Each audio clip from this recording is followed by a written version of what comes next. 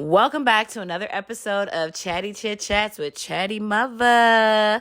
I'm super excited this episode, you guys. It's going to be a little something different. I have a special guest, somebody that I'm so excited about, the love of my life, my daughter Jada. My 15-year-old daughter Jada is here, you guys. Hey guys, my name is Jada and I'm here on this podcast to answer some questions that my mom has been, wondering to ask me and have my perspective on it, I guess. So I'm ready to answer some questions.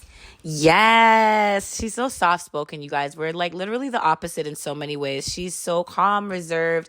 She's just like a candle luxury girl. When I say luxury girl, I mean she's the one that actually got me into skincare, and heavily into skincare in the last couple years because she's so into that stuff. And like I said, you guys, she's 15 years old. What grade are you in? I'm in grade 10. Okay, the 10th grade. She's actually finishing up her 10th grade year, right?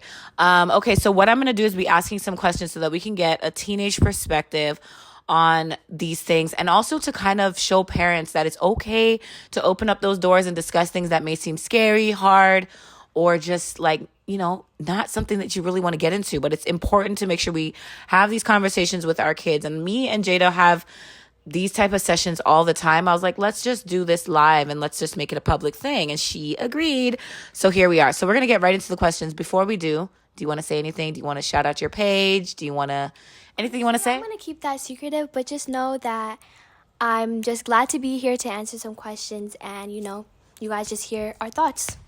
Perfect. She is not like me either in the sense that she is very private. Okay, I share my whole life, and that's part of the reason that you don't really see her in a lot of my vlogs anymore as she's getting older. She is creating her own lane, okay? So the first question that we're going to start off, let's just kick it right off. And you guys who are listening, you guys could take some of these questions and, replay them with your kids, replay them with your friends, replay them with your partners. These questions are not only for your kids, but it's definitely important to make sure that you have them, these kind of questions, and open dialogue with your kids. So the first question that I'm going to ask right off the top is about social media. So you did mention that you're kind of private. So do you feel that social media has an effect on teenagers that are your age? And if so, what kind of effect do you think that it has? I do think that it has an effect on teenagers, especially because we're still young and we're still developing our mindset. So it's really easy to, get influenced by other people, whether it's good or bad.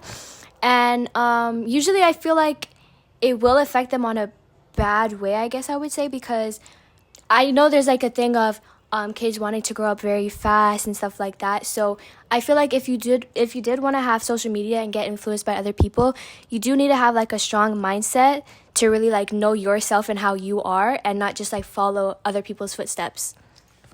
Amazing answer, as I knew it would be. But I think it's really important what she said is being strong. And I think that's why there's limits and age restrictions on certain social media for that reason. Even though a kid might even be a certain age, they may still not have that emotional maturity where they can handle, the influence that social media comes with. So I love your answer.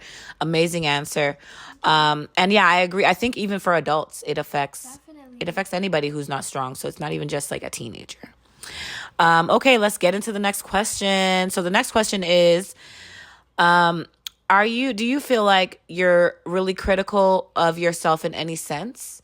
And what do you do about that? When I say critical, are you hard on yourself about anything in specific? Are you really hard on yourself about anything that you could pinpoint? Usually I would say it's about school. Depending on my class, usually for English, I do get very, I guess I could say, hard on myself, because I love, doing English and that work, but it does get stressful at some points. But I've learned how to, have self-control and, know that I'm not perfect. So even if I get a bad grade on something or don't do well, I just know that it's a lesson and I need to, be okay with that. Okay. So basically, I guess it kind of goes into the follow-up question, which would be, how do you cope with just the pressure of being a teenager? You're trying to find yourself, you're trying to have good grades, you're trying to build your friendship groups. And then for you, your dynamic is a little different because we've been moving so much. So we moved you away from your friends. So how do you cope with stress, and do you get depressed, or do you ever feel like that?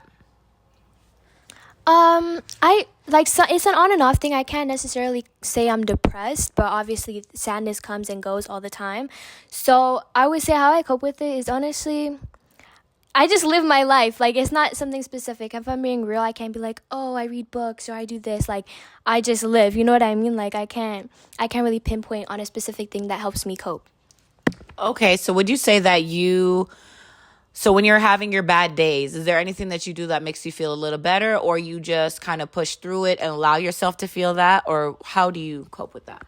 I say, like, how I would cope with that, or like with my like sad days or whatever, I would usually actually talk to people and like try to become more social, be on the phone with my friends, and like, be in just areas with more people other than just staying by myself, because my thoughts can really get very, bad, and then just make me even get more sadder and just, feeling that type of depressed. Right. So I do just try to like surround myself with people more and be more like social and stuff. And that, I feel like that does help me.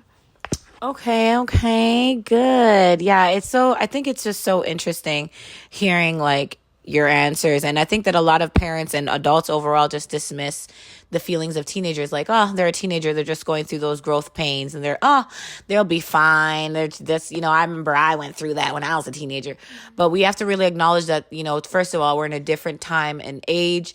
And yeah, I think that just understanding that, you have to acknowledge your kids' feelings regardless. If they're telling you they're having a bad day, delve into that, find out what you could do to help them and, help them cope. Because, like she said, she just lives. Sometimes there's not an actual coping mechanism. Sometimes we can offer that to our kids. So let's get into the next question. Is there anything that you think school doesn't teach that they should? Any subject or topics that you could think of?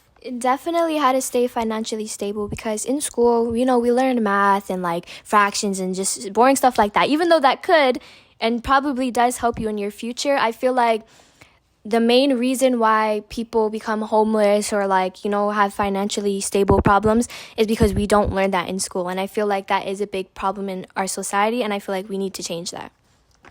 Definitely. They need to teach more about how to take care of your finances, how to become financially stable, how to remain financially stable. Yes, I agree with that. Even like how to file your taxes, like stuff like that, like what to do with the credit card. Like they need to teach these things, how to build credit and things like that. Okay, great answer. Okay, the next question is, I think we're going to try to, let's just see if we could switch it up a little bit. I actually had a really good question. Let me see what happened to it. Hold on, guys. Okay, y'all. So I had to take a minute to figure out the question because I had such a good question and I found it. So the question is, what do you think that my generation doesn't understand about your generation? Like, what are the misunderstandings of people your age that you think that people my age or older judge you guys for or, don't understand? Okay, now when saying this, I'm not going to refer to my mom because my mom, she's like real, different. No. Girl. No, I'm being so honest. Like, okay. She's very different. Like, she understands me, and like, she doesn't just see me as like her daughter. She sees me as a person too. And like, she like knows my mindset and stuff and like how mature I am. And I feel like millennials, is that what they're called, right? I feel like they have like, I don't know, some issue with like maturity and like maybe they're like their children or just like, like people younger than them. And I feel like they don't understand that like we do have our own mindsets and we're not just kids that are just, being bad or like, like we're just trying to be grown and like, like I feel like that's what society sometimes makes us look like or act like we're trying to be when it's completely the opposite. But I'm not saying that for every kid or teenager because some people do want to be like that. But when talking about me, I feel like I'm not like that. Okay, so just being misunderstood as far as, grown-ups or adults or people older than you guys, making you feel like you guys are trying to rush to be older earlier than you are. But I do feel like that about you sometimes. I feel like you ready to move out. I feel like you're so mature that you're just like ready to live your own experiences in your own way. Well, it's definitely okay. I kind of agree with that, but not where it's like I'm kind of being bad, if that makes sense. Right. Like I'm okay. running away from home. Right, Like, right, you know? right. Okay, so not in a negative way. And that maybe we should not misunderstand the fact that you have this independence and this maturity about you that you feel that you would be okay on your own versus like me just thinking, well, you just want to be grown and get up out my house so you can do grown things. That's not really what it is. So we need to give our kids a little bit more grace. Some of them are just really mature and they're just trying to show us that they're not really trying to do anything more than that. You know what I mean? I think we need to also acknowledge the fact that we are the parents of these kids, and for them to show us that, it means that, they're doing really good. If your kid is a little bit more mature than they should be, that's okay. Like, don't penalize them for that.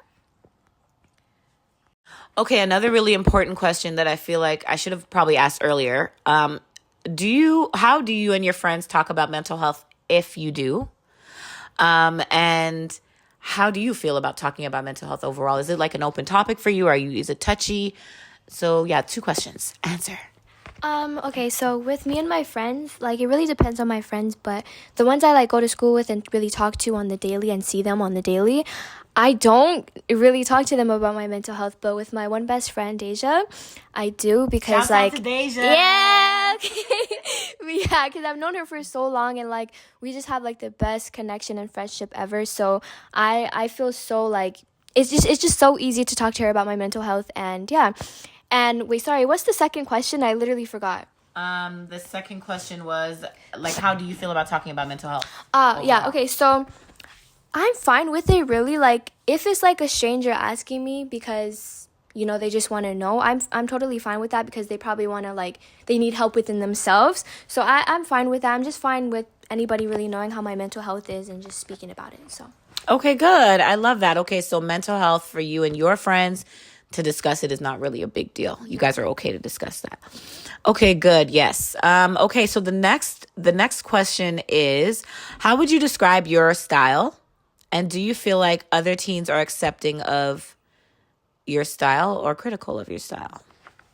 Honestly, I don't even have a specific style. I think like every day I'm just dressing up differently, and I don't really think that other teens would say like, oh no, like she just is weird, or oh no, like she just is really nice. I feel like it's just, like I wouldn't say I dress super differently from people because I am following certain trends because I do like how maybe a person dresses. So I wouldn't say I get like judged for it or like embarrassed for it because I do think I dress cute, and at the end of the day I don't really care about other people's opinions. So exactly. And I was actually going to say, because you do stand out to me, obviously I'm your mom, but I feel like you stand out because, first of all, your hair is so different. You have this big, beautiful, luscious curls that just flow around, okay? And then they're colored, so your hair is colored. So like you do stand out. And I feel like I guess you feel accepted enough that it doesn't feel like you stand out. But you better know you stand out, child. thank you. Okay, so this question is going to get a little bit more personal between me and you. So me and your dad haven't been together since you've known. Me and her dad haven't been together since she was 9 months old. So Jada doesn't even really understand like how our love was outside of the friendship that we have now in order to co-parent her. My question for you is, how do you feel like because her dad also lives in another country. We live in Canada. He lives in the US. So she goes to see him once or twice a year. Since she's been about 8, flying to go see him. How do you feel like that has affected you, if any? And obviously, I was going to say if you could change anything, what would you change? But do you think that your relationship with your dad is strong?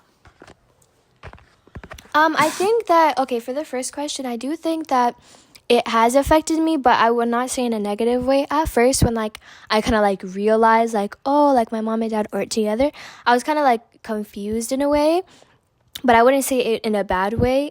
So I think like now being 15, like I think it has affected me in a positive way because it's like I see 2 different worlds, if that makes sense. My dad lives all the way in the US. He has a whole different personality, whole different family. And then my mom's here, whole different personality, whole different family. And as you guys probably know, my mom is lesbian. So it's like I don't have like a man and a woman in the house to parent me, if that makes sense.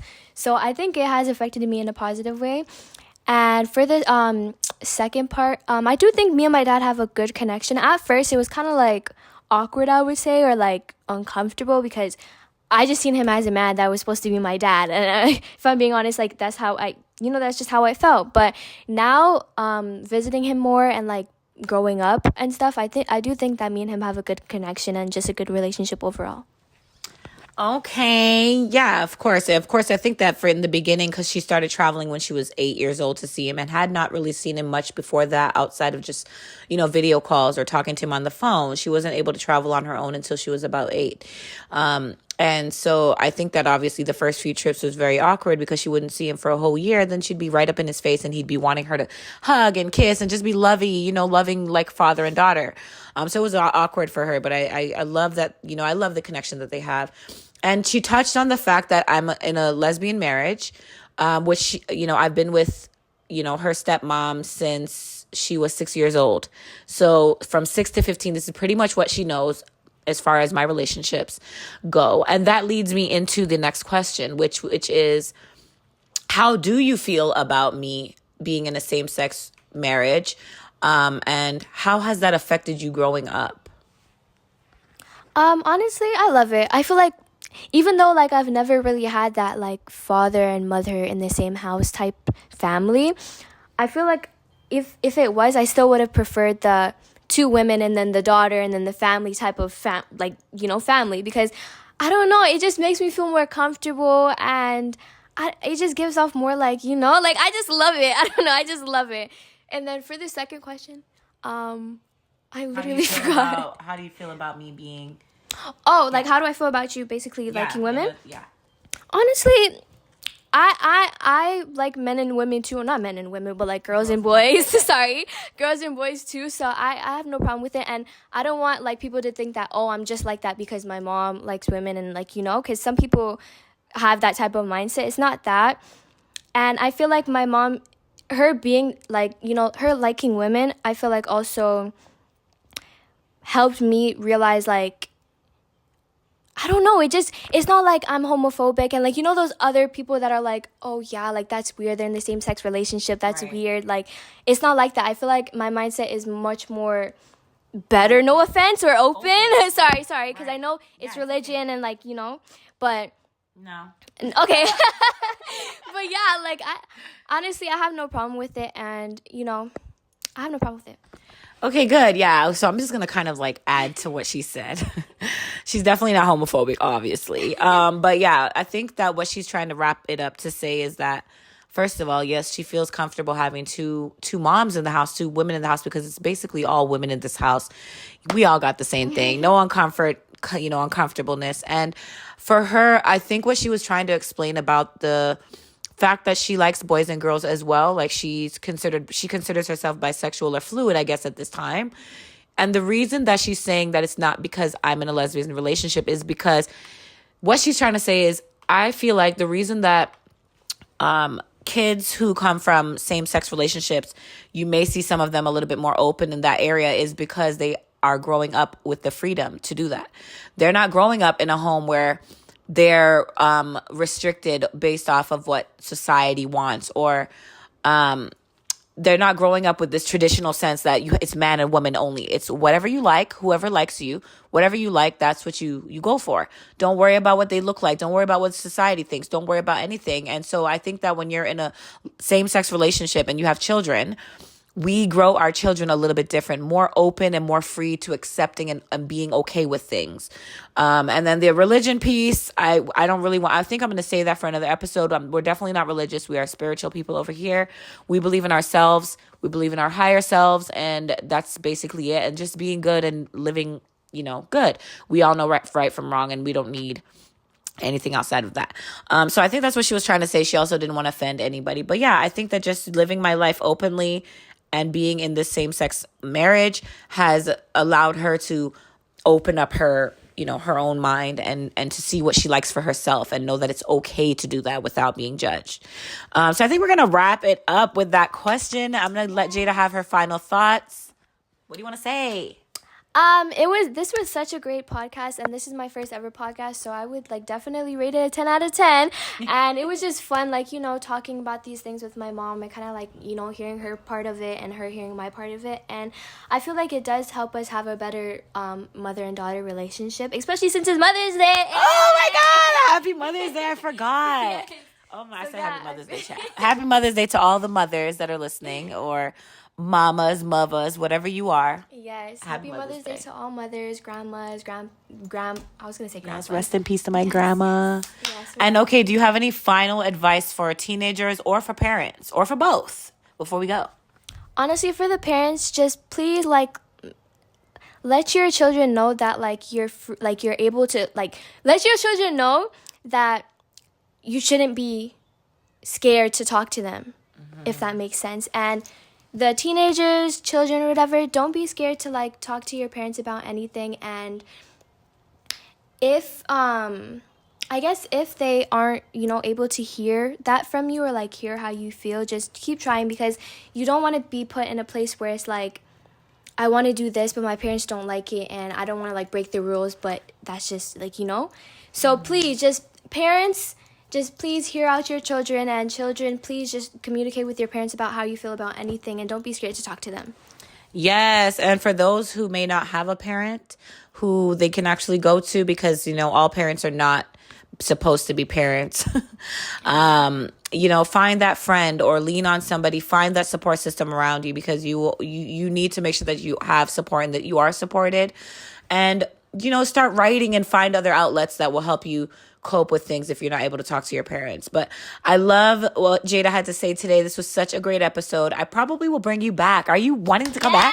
Okay, good. So we're going to definitely have her back on another episode. Thanks so much for listening. If you're driving, make sure you stay safe. Love and light until the next episode. Bye.